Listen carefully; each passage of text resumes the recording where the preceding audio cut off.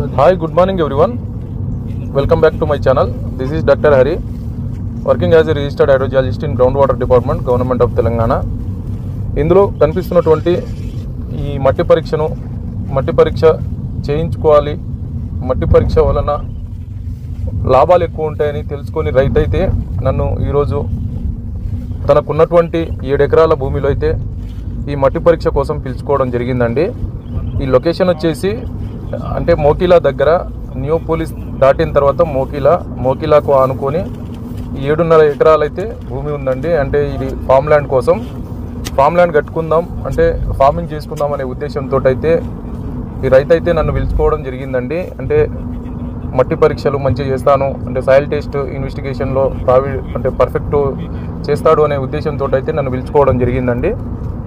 అయితే ఈ మట్టి పరీక్షలో ముఖ్యంగా రైతుకు కావాల్సినది ఏమిటంటే మొదటిది pH అంటే పవర్ ఆఫ్ హైడ్రోజన్ అంటామండి. మట్టిలో పవర్ ఆఫ్ హైడ్రోజన్ అంటే ఆమ్ల నెలల, తటస్థ నెలల, క్షార నెలల తెలుసుకోవడం కోసం.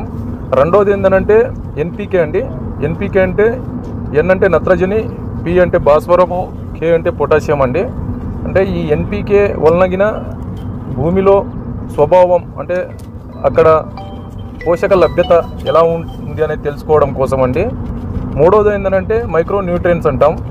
అంటే మైక్రో న్యూట్రియంట్స్లో ఫెర్రస్ కావచ్చు, మ్యాంగనీస్ కావచ్చు, మెగ్నీషియం కావచ్చు, బోరాన్ కావచ్చు, ఇవన్నిటి గురించి తెలుసుకోవడం కోసం ల్యాండ్స్కేప్ గార్డెన్ అంటే horticulture farming and farm land కోసం ఇక్కడ ఇది అంటే ఇది అనువైనదా లేదంటే ఇక్కడ